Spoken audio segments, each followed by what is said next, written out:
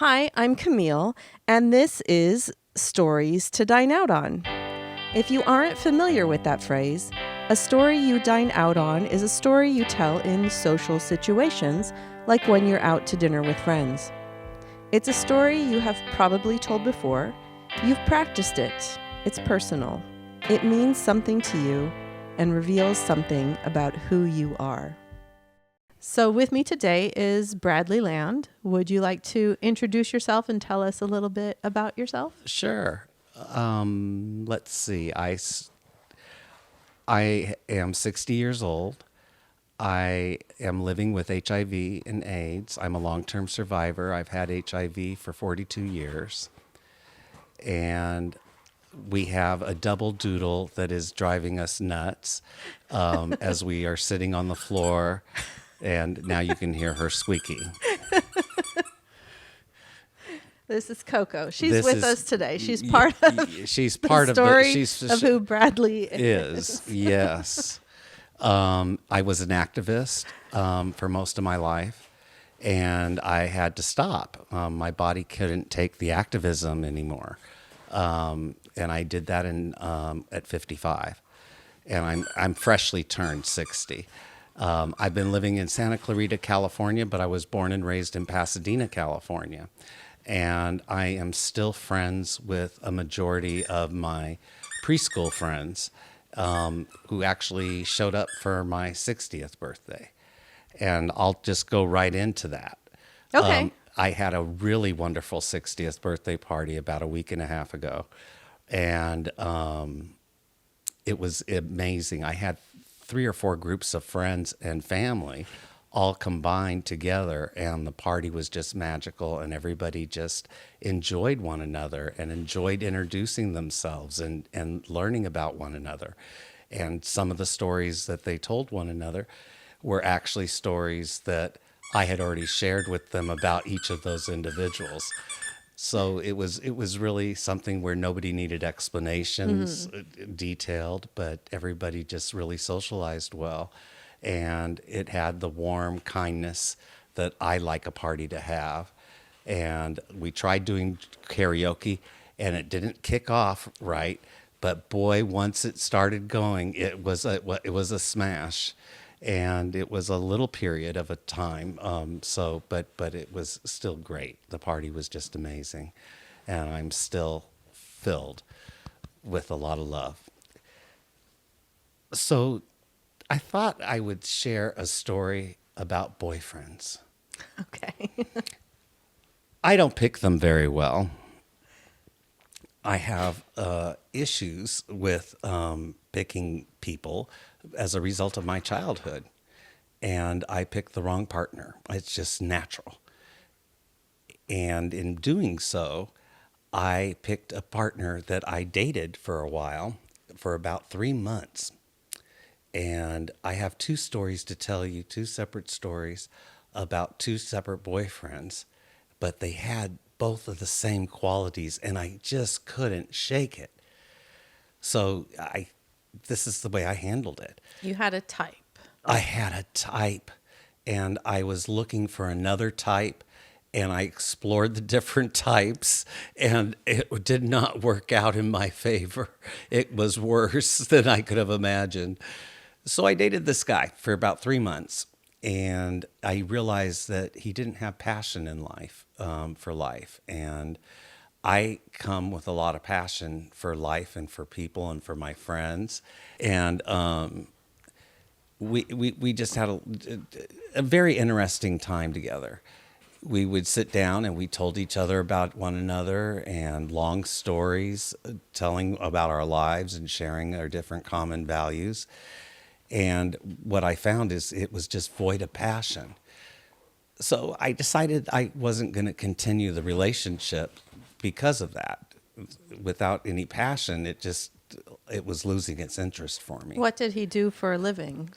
Just some boring desk job Some kind of boring thing? Or? desk job, processing, answering phones, more of a processor. So not even like he was an accountant, but he always loved Yes. numbers. Exactly. Yeah.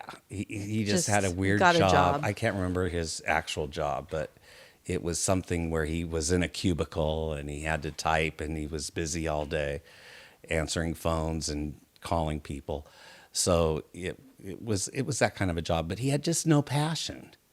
No passion for the job, no passion for life. His biggest passion seemed to be his car, and even that wasn't much. And I just was like, you need to have passion. You need to. That's the only way magic occurs, is when you are passionate about something. At least in my observation, you devote yourself to something. Well, I finally decided I was going to break up with him, and I didn't know how to do it. So he called me up one day after we hadn't talked for about a week, and I told him, I said, you know something, this is just not working out for me. And I'm really sorry, but I think we need to just break it off. And gently. And I told him that gently. And he said, well, I need to talk to you. I want us to go out and I want to tell you everything that you did. And I was like, you don't need to tell me. I don't need that. There's no anger here, no anything. I'm not into passive aggressive behavior, and just let it be. And he just kept on doing it. And I said, no, we're not going to go any further. The road is ended, and it's okay. And you haven't done anything wrong. I haven't done anything wrong that I'm aware of, that we have communicated with one another up to this point. There's no reason for us to get muddy and get dirty in it. And I just told him no. No, no, no. Then it got to no means no, no, no. But it finally ended, and I haven't heard from him since. But it was a very good learning experience for me about the type of person that I like. I didn't want somebody that was A-type personality, and I definitely did not date that. Mm. But I was not happy. Coco. And I was not happy with the way that had gone. So that's one little story, and it's a learning story. I have another one. One day I was sitting down helping a boyfriend that I'd been dating for almost 9 months. And we're sitting down and we're talking and chatting with one another. And his mother calls. And he started talking about all these lies, telling her all kinds of things that were just untrue. And I was like, what is this going on? And if you're going to lie to your mom, you're sure as hell going to lie to me. Yeah. I mean, you would think, you know. So it was a very good learning moment. And he hadn't told you, oh, No, I don't tell my mom no, exactly. anything real that's going on in my life. He had tried to engage me in some of his lie prior. And I had no idea what he was doing. He wanted to go to Spain. He wanted to do clothing and merchandising, and was very excited about it all. But I was supposed to take money from his ATM out for him and put it in another account while he was gone. So I think his parents were feeding him money. But regardless, he lied. Yeah. And I was like, oh my gosh, that's just not going to work. And for me. So I ended up breaking that one off. And for the very simple reason of lies. Mm-hmm. Another good life lesson. You don't stay with people that are negative or derogative or not positive about their lives and have a problem with the truth. There's nothing wrong with the truth. The truth is just as rich as you make it, and as you involve your life into it. Delve into it would be a better word. And so those are two stories. Now these are funny stories. Okay. Poppies. The flowers. The flowers. California state flower. California state flower. Well, several years ago, there was a super bloom, and my girlfriends wanted to go see the super bloom, and I did too.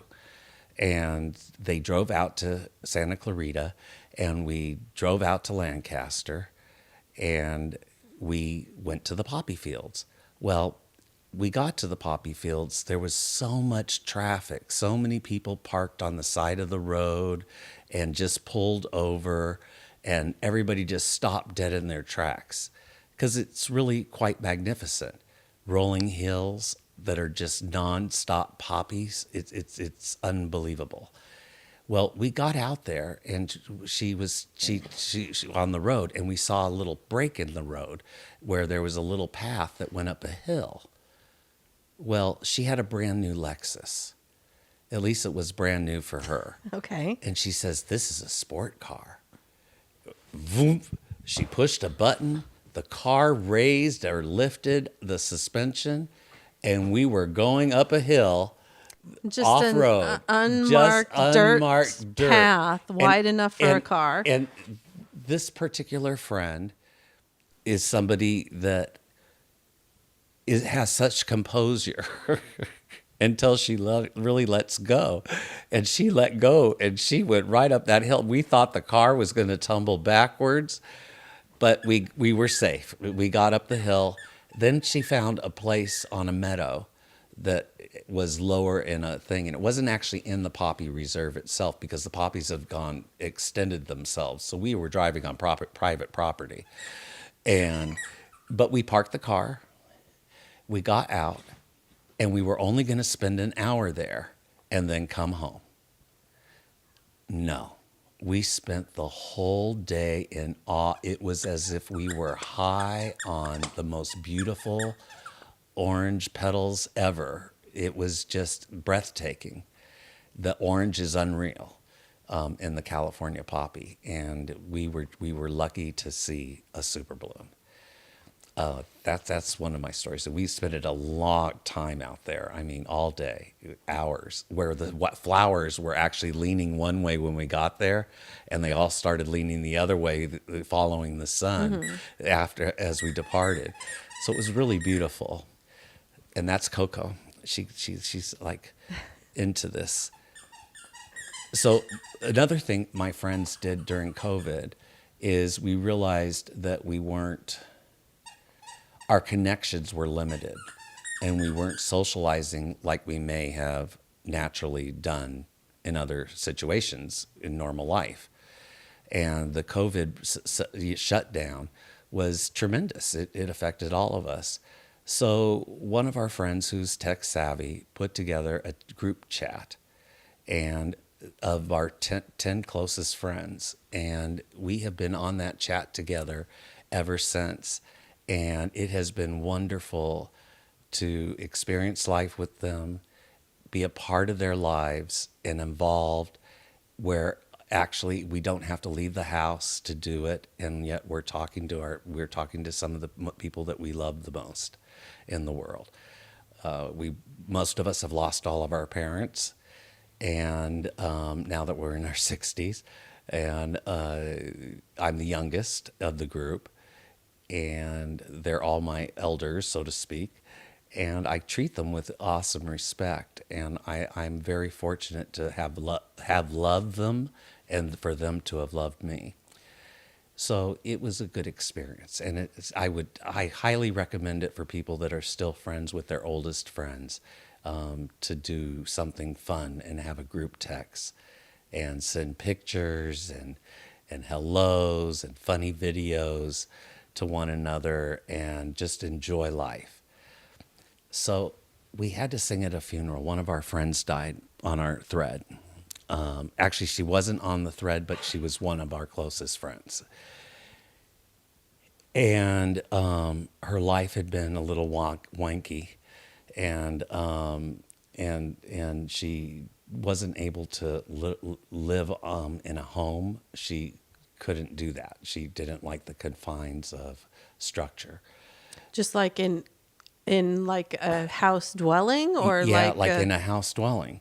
She couldn't do it. She got a tent. She had an air conditioner. She had heater inside the tent, and she lived on the out in the open, and really rugged. Well, we didn't know she had. We knew she was ill, but we had no idea how ill she was. And when she passed, we were all quite taken because she was one of the first of us, of our tight group, childhood friends, to actually pass, and it blew us all away.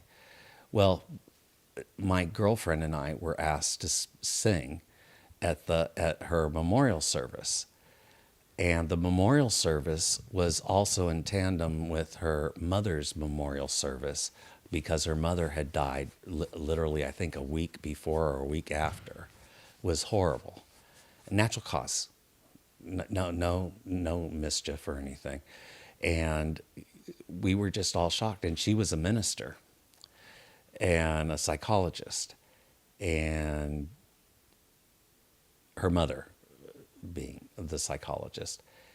So we were to sing at this huge memorial service, and it was very well attended. I think every reverend, every person that could possibly know her, or know either one of them, was there and present. Well, my girlfriend and I, my girlfriend is a professional singer, and we got introduced, and we walked up to the mic, and I looked at it and I was like, this doesn't work for me. I said, I'm going to move the music in front of me, and I am going to move my girlfriend aside to my other side. And so I literally gently grabbed her shoulders and moved her over, moved the stand in front of myself. And she said I could tell this story. For her, she's a diva, and the audacity of me doing that in that moment was so hysterical, the way I did it. And we had, a good 1,000 people watching us in this cathedral. And it was really quite something to partake in. And we sang the song, and we did well. And thank God she knew the lyrics because she couldn't see them from where I put the music stand. Do you remember what song you sang? Oh yeah, somewhere. Somewhere from West Side Story. From West Side Story, yeah. And we blew the house down, but she had never been moved on stage without prior notice or blocking. And I just presumed that we would be in the same situation that we normally sang in together. And I just moved her, and I just moved the stand so she couldn't see the music. And that was not my intent, but I didn't realize what I was doing. I was just so nervous singing with her and in front of some of our closest childhood friends that we had all grown up with. So that was a good, funny moment. But you did some professional singing when you were a child too. Yeah, right? yeah. So, I did something called Jester's Playbox, which was a little music theater, and I did little theater, and I did sing professionally in a couple situations, but I've never been really a big singer. I don't really have a claim to fame on it. I just enjoy it, and I enjoy sharing my voice and making people happy. Lately, my theme song has been "Smile" by Charlie Chaplin. By Charlie Chaplin. Yeah, this is a good one to end with. So when I was real young, 18, 19 years old, I fell in love.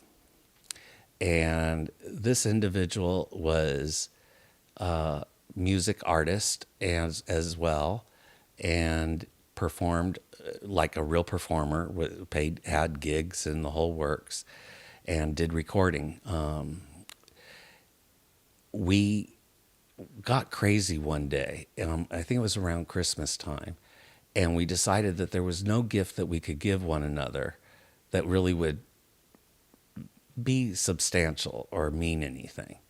So we decided to get dogs.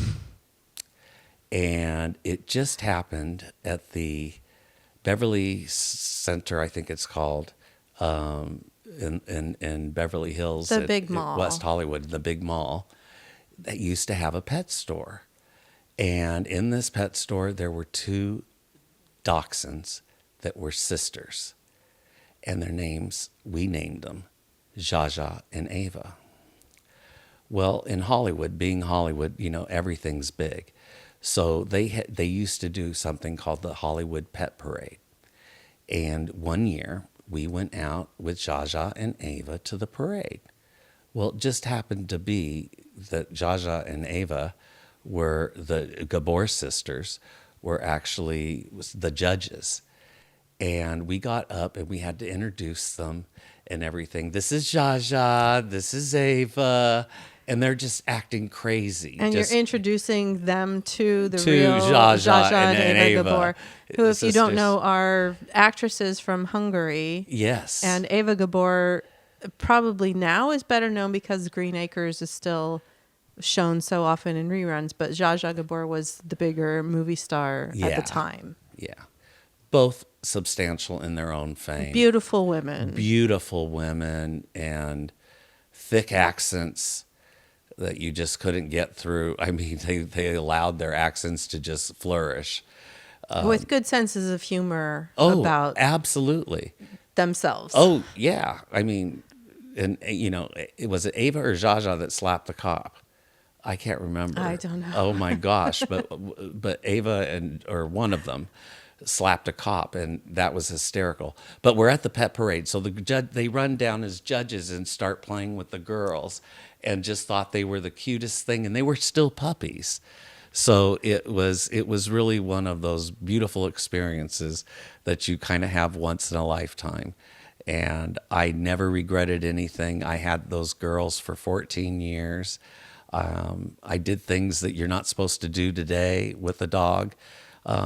They would like to, when I was driving places, they would want to get up and behind my neck and then peek over my shoulders. And that became a problem too, because somebody crashed looking at us. Oh. Yeah. They saw the two girls going and started laughing and lost their way, and they hit the center divider. But they know it doesn't. I don't think anybody was injured. I could only see in the rear mirror, and I had to keep moving because of the flow of traffic. But it was a moment. That was another moment. I forgot about that. And the boyfriend who you got the dogs with did not last the 14 years that the dogs did, or did? No, No. he did not. Actually, he was, though, the longest boyfriend. I was madly in love, and I thought our relationship would work, but there was jealousy, and the jealousy just became really uncomfortable, and it was sad. So, and I actually got two friends that we're close with, and the three of us, I won't mention their names. It's so difficult, but I met them, and they were the friends that I took with me in the relationship. But that took a long time to get over, and I still think there's part of me that still beats for that person. Was that the first person you fell in love with? No, not the first. My first was radical. I loved him. He had addiction with heroin, which at the time was very common in Los Angeles and in the 80s. And he did it in back alleys. He did all kinds of stuff and shot up, and it was just a dirty habit. And he had every disease known to man, including giving me my diseases.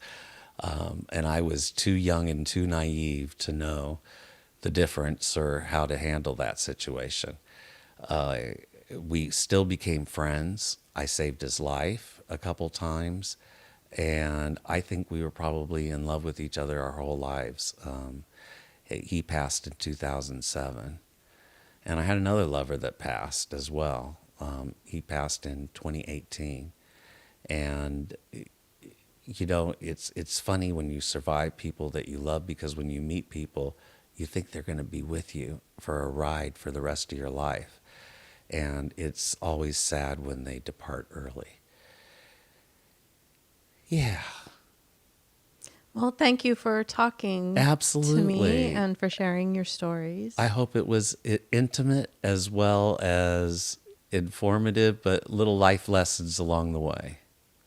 And thank you to everyone who is listening, wherever and whenever you are. Have a good night, a good morning, a good day, a good afternoon, a good evening.